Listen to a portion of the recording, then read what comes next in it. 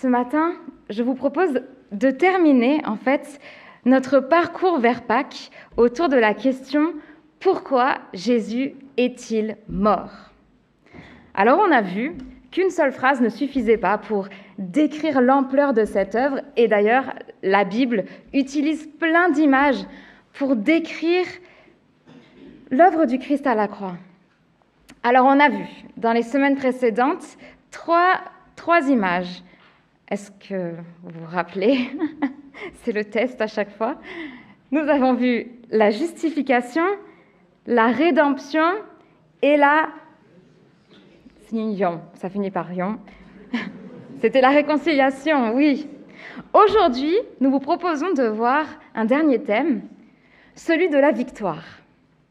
Alors, ces dernières semaines, nous sommes passés, donc, si vous vous rappelez bien, on est passé par une salle d'audience dans un tribunal où on a découvert qu'à la croix, alors que nous étions coupables, Christ nous a déclarés justes. Puis, on a traversé une place de marché aux esclaves, où on a découvert que grâce à la croix, nous avons été rachetés, libérés de notre esclavage du péché. Ensuite, nous avons pris place autour d'une table de négociations diplomatiques entre deux nations ennemies, où on a découvert la chose étonnante que la partie offensée, c'est-à-dire Dieu, a pris l'initiative de faire la paix avec nous. Grâce à la croix, nous sommes réconciliés avec le Père. Aujourd'hui, on passe à une nouvelle scène, qui va un peu sembler d'ailleurs s'opposer à la précédente. Nous entrons sur un champ de bataille. Un champ de bataille, oui, vous m'avez entendu, où nous allons découvrir qu'à la croix, Christ a mené un combat dont il est sorti vainqueur. Alors oui, je spoil tout de suite la fin. Jésus a gagné. Mais on va creuser ensemble les contours de ce combat qui a été gagné à la croix. Et pour ce faire, j'aimerais vous inviter à lire dans la lettre aux Colossiens, au chapitre 2, les versets 13 à 15. Nous lisons. « Vous qui étiez morts du fait de vos fautes et par l'incirconcision de votre chair, il vous a rendus vivants avec lui, en nous faisant grâce pour toutes nos fautes. Il a effacé l'acte rédigé contre nous en vertu des prescriptions légales, acte qui nous était contraire. Il l'a enlevé en le clouant à la croix. Il a dépouillé les principats et les autorités et il les a publiquement livrés en spectacle, en les entraînant dans son triomphe. » Voilà l'un des textes de la Bible les plus glorieux et qui souligne peut-être avec le plus de force la victoire du Christ à la croix. Alors c'est loin d'être le seul texte qui en parle. En fait, quand on regarde bien, le Nouveau Testament regorge de célébrations de la victoire de Jésus. Que ce soit à la fin des évangiles, on le voit, mais déjà aussi dans le témoignage des disciples, dans les actes, même dans les exhortations des apôtres, dans les lettres, et je dirais encore plus, dans le spectacle qui est décrit dans l'Apocalypse. Alors ce matin, on ne va pas regarder à tous ces textes, mais je vous propose de regarder particulièrement à celui-ci et voir ce que Paul, dans ce passage, nous dit sur le triomphe de Jésus. Alors, dans le contexte d'une guerre, donc, il est sans doute bon de savoir contre qui on se bat. Dans le cas de Christ, qui est l'ennemi ? Paul l'appelle « principat et autorité ». Mais c'est qui ça ? Alors, grâce à l'ensemble de la lettre et puis aux nombreuses références de cette expression dans le reste du Nouveau Testament, on peut conclure qu'ici, Paul ne parle pas d'abord des autorités humaines, mais plutôt des puissances cosmiques spirituelles. Oui, vous avez entendu, des puissances cosmiques spirituelles. Il parle des forces du mal, des puissances démoniaques. Quand on regarde bien à la vie de Jésus, on peut se rendre compte quand même que depuis le début, Jésus dérange les autorités. D'abord les autorités humaines, enfin on le voit bien, rien que par sa naissance, il a rendu un roi jaloux. Puis même dans son ministère, il va déranger les chefs religieux, les autorités civiles, même les foules. Et puis on voit aussi qu'il dérange le diable. Dans 1 Jean 3, verset 8, nous lisons « Le Fils de Dieu est apparu, il est venu précisément pour détruire les œuvres du diable. » Et on le voit dans la vie de Jésus, à travers ses nombreuses guérisons, les exorcismes, ou encore même quand il est tenté dans le désert ou dans le jardin de Gethsémanée. Jésus dérange par sa présence, par son obéissance à Dieu. Et bien que le diable ait tenté de le déstabiliser et de le faire chuter, Jésus est resté fidèle, ne commettant aucune erreur. Il est le seul être humain à avoir résisté à l'emprise du mal durant sa vie. Oui, il est bien venu pour détruire les œuvres du diable. Mais quand on regarde à la croix, les apparences sont quelque peu décevantes. Rien à voir avec les miracles spectaculaires que Jésus avait fait auparavant. Nous voyons un homme faible, agonisant, ruiné, humilié. Essayez, pendant quelques secondes, de mesurer la déception que cela a dû être pour tous ceux qui avaient misé sur Jésus. Et même nous, franchement, si on s'était baladé à Golgotha ce jour-là, est-ce qu'on aurait vu le triomphe d'un grand roi ? Si ça se trouve, on serait passé devant et on se serait peut-être joint aux foules en disant « Ah, ces brigands, ils n'ont que ce qu'ils méritent. Voilà, la justice est faite. » Ou peut-être que vous vous serez baladé et vous aurez dit « Mais attends 2 secondes là, le gars du milieu là, je le connais. C'est pas Jésus ?» Oh là là. Encore un leader prometteur qui tombe avant d'avoir pu établir son règne. Pourquoi Paul dit que Jésus est vainqueur alors que les apparences crient le contraire? N'est-ce pas Jésus, en fait, qui a été dépouillé, qui a été publiquement humilié, qui a subi le terrible cortège du calvaire? Qui est vainqueur dans cette histoire? N'est-ce pas ceux qui ont réussi à le mettre sur cette croix? Nous sommes face, je crois, à une tension entre les apparences et la réalité. Jésus ne s'est pas battu contre les hommes, comme Pilate, comme les chefs juifs, Caïphe, comme même tous ceux qui l'ont trahi. Aussi fou que cela puisse paraître, c'est aussi pour eux qu'il meurt. Jésus connaît le véritable ennemi.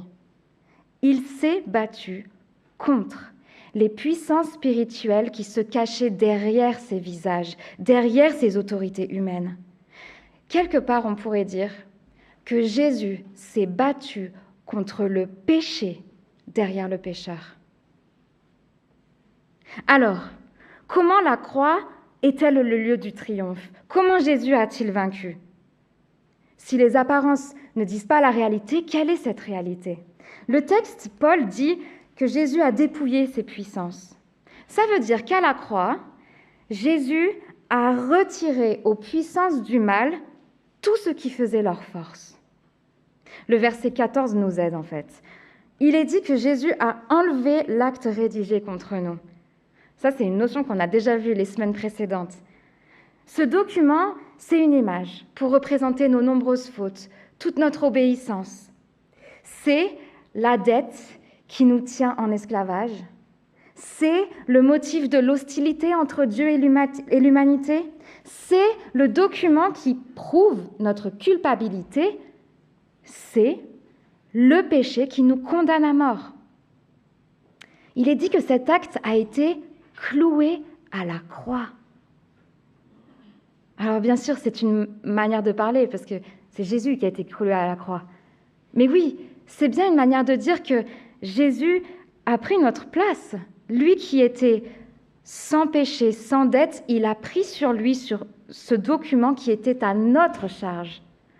Il a rassemblé dans ses mains ce très long document. Par Christ, Dieu vide les puissances cosmiques spirituelles de leur pouvoir. Satan est dépouillé. Lui qui est appelé l'accusateur, il n'a plus de fondement pour nous accuser. Il essaye, il essaye. Mais nos fautes ont été effacées. Notre péché a été cloué à la croix. Jésus-Christ nous a fait justice. À la croix, Jésus a lié l'homme fort pour pouvoir le piller, pour pouvoir nous libérer de son emprise. L'œuvre du Christ à la croix est un renversement total. Comme le souligne le théologien Daniel Reed, le triomphe que Paul souligne est celui-ci. Le Christ a renversé les puissances du mal et leurs desseins, affichant publiquement leur vraie nature honteuse, tout comme un système de justice pénale est exposé dans ses lacunes lorsqu'il exécute une personne innocente. Les puissances cosmiques ont été exposées et vaincues lorsqu'elles ont crucifié le Seigneur de gloire sans péché. Je trouve ça tellement inspirant. Jésus a fait à la croix ce qu'on a tellement envie de faire. Exposer les réelles intentions de tous ceux qui font le mal. Qu'il est bon de savoir que c'est ce que Jésus a fait à la croix. Satan est démasqué. Il est exposé pour ce qu'il est. Je trouve aussi impressionnant de réaliser que Jésus n'a pas du tout combattu avec les mêmes armes que les puissances démoniaques. Vous voyez, dans cette guerre, on n'est pas du tout dans un combat de type force contre force, comme si on était dans une lutte cosmique où Dieu aurait mis Satan en échec par Jésus. Enfin, on dirait presque que ce n'est pas un combat à égalité. Les armes sont si différentes, comme si les puissances démoniaques et Jésus ne jouent pas dans la même cour. Alors que les armes de Satan sont principalement le péché, la mort, la destruction, Jésus a choisi de combattre dans l'humilité, la vérité, l'amour. Il n'a pas choisi la violence, il a choisi le chemin de la souffrance, du service, du sacrifice. Alors, aujourd'hui c'est Pâques. Et on célèbre en effet la résurrection de Jésus. Et peut-être que vous vous demandez pourquoi est-ce qu'on n'en parle toujours pas là ? La victoire, elle n'est pas dans la résurrection. Alors oui, bien sûr, j'y arrive. Mais si je me suis arrêtée si longtemps sur la crucifixion, c'est d'abord parce que le texte que je vous ai lu ne parle pas de la résurrection. Et des fois, je me dis qu'on saute peut-être un petit peu trop vite entre la croix et la résurrection. Alors, Vendredi Saint est triste, oui. Donc on saute sur le dimanche de Pâques pour ne pas s'inquiéter.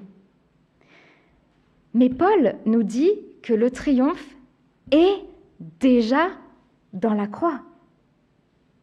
D'ailleurs, il fait une drôle d'allusion dans son texte là au triomphe militaire romain.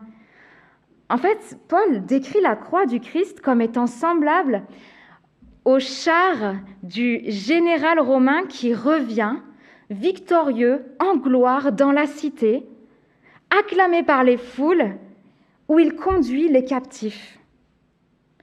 Paul est en train de dire que la croix n'est pas un signe de défaite, elle est l'étendard de la victoire. Comme le dit la formule, l'instrument de supplice du condamné devient la voiture du vainqueur. Nous sommes fiers de la croix. Notre fierté est dans la croix. Elle est la victoire. Et la résurrection alors ? Est-ce que la croix suffit et du coup on n'a pas besoin de la résurrection ? Non. Je crois que la résurrection et la croix sont une seule œuvre, sauf que la résurrection vient juste rendre visible ce qui s'est passé dans l'invisible de la croix. La résurrection vient confirmer, attester, démontrer, proclamer que Jésus est vainqueur. Satan a en effet essayé de tuer le Fils de Dieu, et il a en effet perdu. La mort n'a pas pu retenir Jésus. Jésus a en effet acquis notre pardon à la croix, et rien ne peut nous séparer de lui maintenant. La résurrection change tout. Elle nous prouve que c'est seulement en Christ que nous pouvons trouver le salut, parce qu'il est le seul à avoir dépouillé Satan. Vous en connaissez d'autres, vous?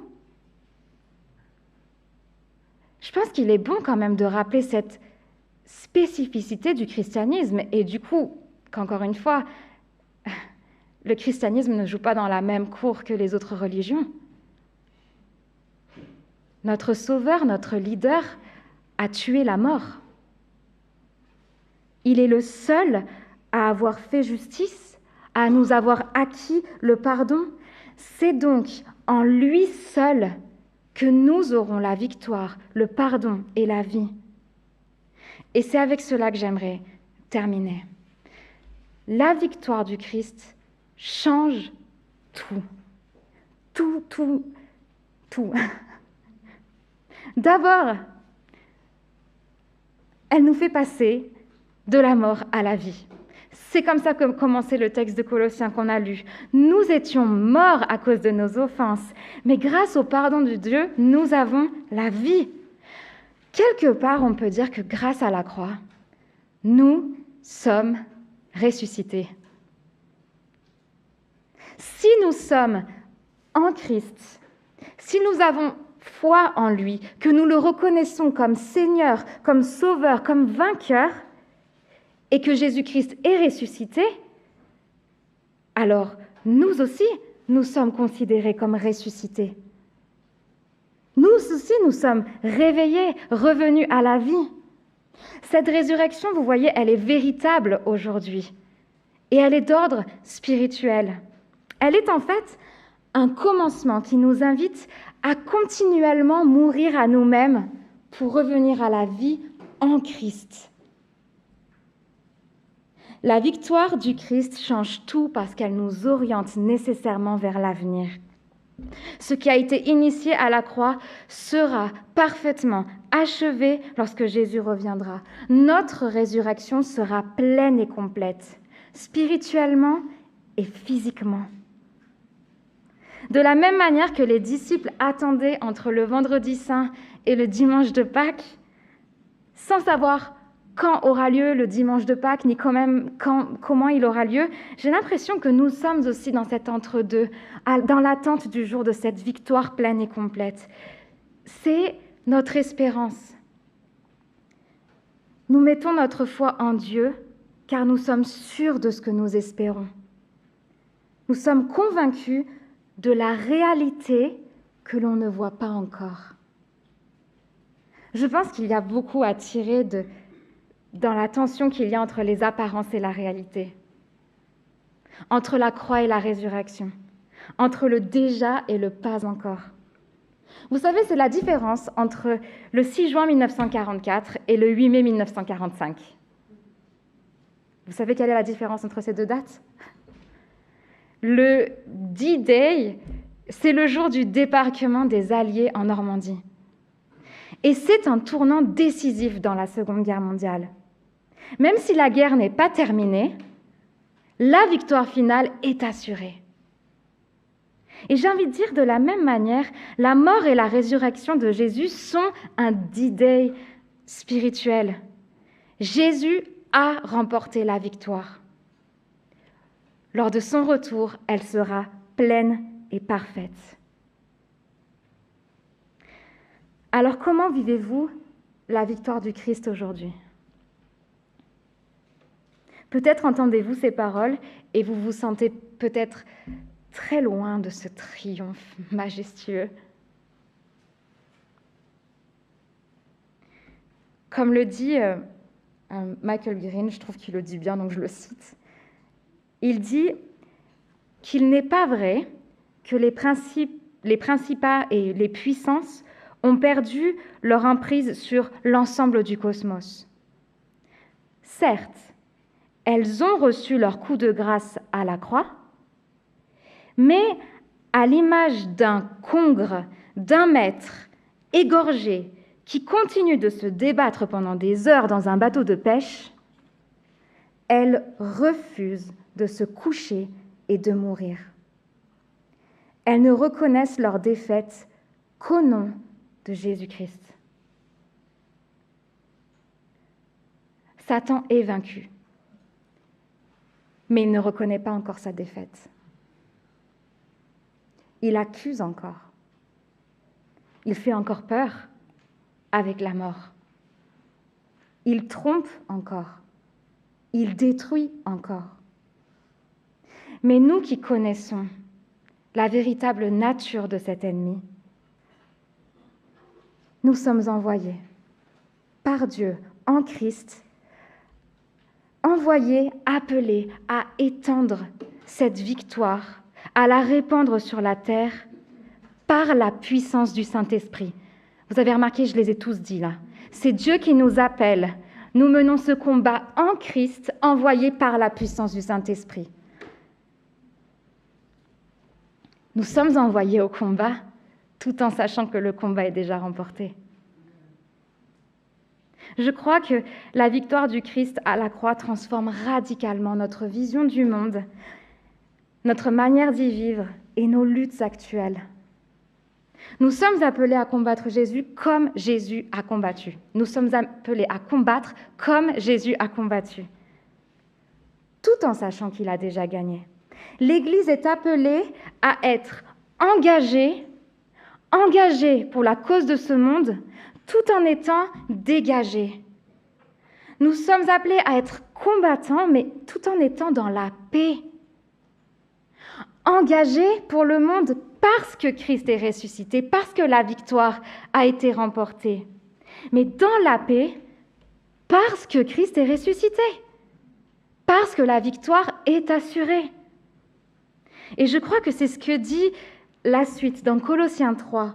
Les versets 1 à 4 disent « Si donc vous êtes réveillés avec le Christ, cherchez les choses d'en haut, où le Christ est assis à la droite de Dieu. Pensez à ce qui est en haut, et non pas à ce qui est sur la terre. Car votre mort et votre vie est cachée avec le Christ en Dieu. Quand le Christ, votre vie, se manifestera, alors vous aussi, vous vous manifesterez avec lui dans la gloire. » Loué soit Dieu qui a manifesté sa gloire en ressuscitant Jésus. Célébrons-le chaque instant de nos vies. Et je vous invite à le faire maintenant, en fait. Je ne sais pas dire célébrez-le demain, célébrons-le maintenant. Et j'aimerais vous inviter à le faire en partageant la scène. C'est un beau symbole, n'est-ce pas, qu'un repas pour annoncer la fête qu'il va y avoir aussi quand Jésus reviendra.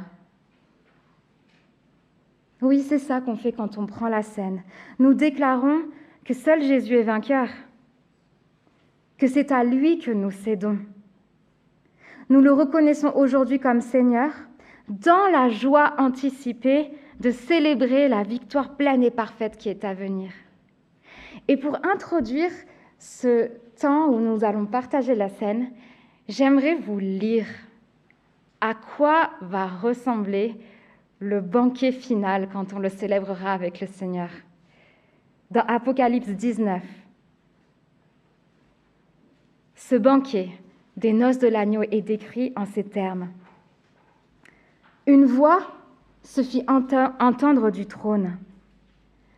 Elle disait « Louez notre Dieu, vous tous, ses serviteurs, vous qui reconnaissez son autorité, les grands comme les petits. » Et j'entendis, comme la voix d'une grande foule, comme le bruit de grandes eaux et comme le bruit de forts tonnerres qui disaient « Alléluia ». Car le Seigneur notre Dieu, le Tout-Puissant, a instauré son règne. Réjouissons-nous, soyons transportés d'allégresse et donnons-lui gloire, car les noces de l'agneau sont venues et son épouse s'est préparée. Êtes-vous prêts? En réponse à ce texte, en écho à ce spectacle divin, j'aimerais vous inviter à célébrer la victoire de Jésus en prenant ce repas. La joie à laquelle nous sommes appelés ici est une joie éternelle, une joie qui dépasse tout ce que nous pourrions vivre maintenant. C'est la joie du ressuscité. En partageant ce pain qui représente le corps du Christ brisé pour nous, en partageant ce vin qui représente le sang du Christ versé, qui nous a donné la vie, nous disons que peu importe les apparences, nous voulons proclamer la réalité, la vérité. Jésus est vainqueur.